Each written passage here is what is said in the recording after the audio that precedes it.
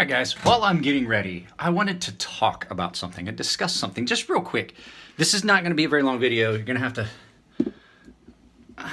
give me a minute here. I talked with a good friend of mine yesterday. We've known each other for a long time. He got out of the military. He is a very intelligent guy and is now a lawyer.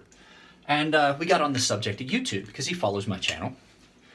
And he saw a video about my displeasure with some of YouTube's policies. And as we got to talking, I came to, it wasn't anything really that he said.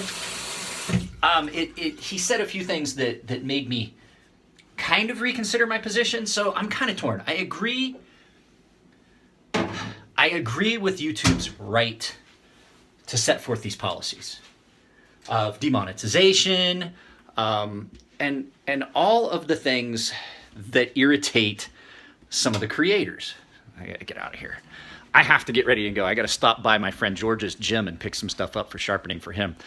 But at any rate, what I came to realize was, and I mean, I already knew, and I had kind of said it before, YouTube is a business, and we all like to think that we have the right to free speech.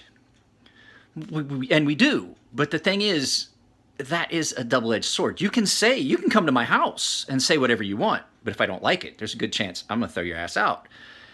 And you kind of have to look at it from that perspective. YouTube is a business, and when we got to talking about it, he had said something about the way his firm does business, and picks and chooses his clients, because they have to, one, make sure that they're picking clients that, and as sad as it sounds, picking clients that are going to be viable money makers. Are they going to be able to make money on this? Do they think that it's a viable case that they can win?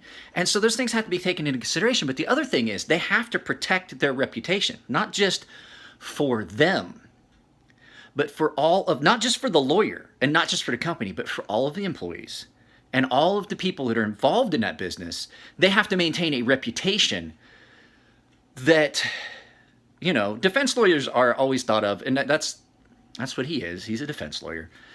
But he has always said that, you know, just because I'm a defense lawyer, and they have a reputation of being slimy, scandalous, fucking people, and they're not. Not all of them. Fucking, my buddy is a fucking stand-up dude. But he said, you know, he has to take that into consideration when he determines if he's going to take a case, and he still has to run it by the partners. So I look at YouTube like that, and I realize that, yes, it frustrates me that they pick and choose what content they want to allow and pick and choose how you can monetize things. But the flip side of it is they're doing that not just for the protection of the company, but also for the protection of the other creators like myself. I abhor the fact that PewDiePie has done these things that have caused what they call the adpocalypse, and then on top of PewDiePie, then Logan Paul has done stuff. And I've said things that were inflammatory. And so, you know, I don't like the fact that my videos get demonetized or I'm told that I have to take them down. But I also know that this is a company. If we were, say, outside at a venue and I was saying whatever I wanted to say, that's perfectly understandable. That is where my free speech comes in. I have the right to public protest. I have the right to say these things publicly. But I can't necessarily have that exact freedom when that venue is owned by someone else. I can't go, like, I could go out to the park and put up a peaceful protest.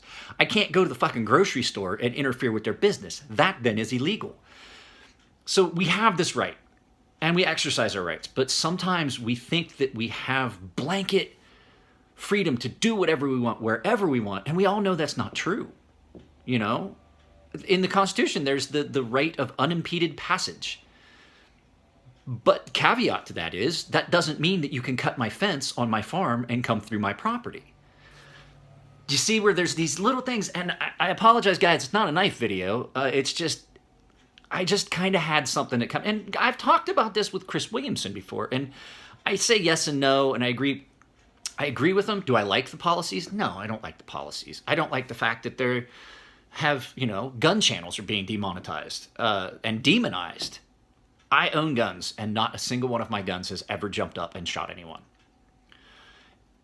But I do understand that they also have to kind of stay within that line of what society is thinking and things like that. So just guys, when you I was really upset that one of the YouTubers I liked, LA Beast, he got a community strike and was not able to live feed for a while. I almost got one. Do I agree with that? No. Was I upset by it? Yeah. But the fact is, I also know that just like every business that has the sign, we have the right to refuse service.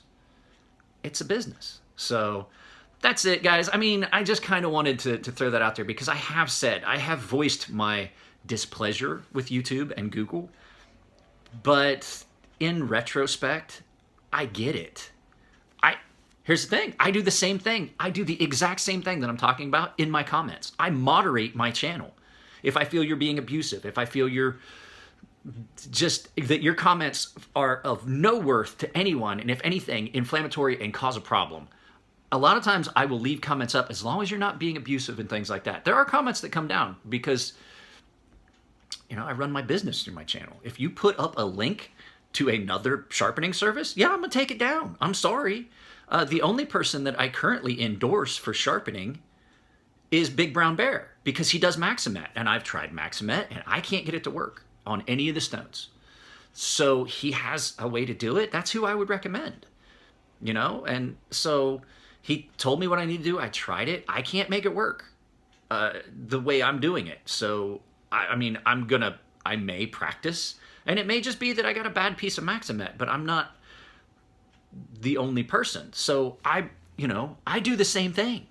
I'm off the Maximet thing, but I moderate my channel because it's good for me. It keeps me out of hot water with YouTube, and I moderate it so that if someone is putting up something that undermines my business, which is what this channel, the backbone of this channel is my sharpening service. None of these videos, 99% of these videos would not happen if I didn't have this sharpening service and people were sending me things from all over the country and now all over the world. So it's a double-edged sword. So I moderate that. I can't allow someone to advertise a different service that would countermine mine on my channel. So just a little thought on that. And so I wish I had thought about this deeper before I had made a couple videos about my displeasure. I mean, I still was upset, but yeah. All right, guys, so that's probably the only video that's going to go up today. I am going up to the shop. I'm going to make a knife for EDC with Aaron. So Mr. Rowe, I'm going to work on his neck knife. And I got to see if the heat treat oven got fixed so I can do some other things. But I have some anodizing to do and stuff like that. So that being said, guys, that's just my kind of take on that. You guys take it easy. I might do some video. I think I'm going to do some video at George's shop and put that up and just kind of... George was actually in one of Logan Paul's videos. So I'll videotape some there at his shop and get some of that for you guys. All right, guys, take it easy. Take care of yourselves. Have a good and safe weekend, and I will see you guys next time.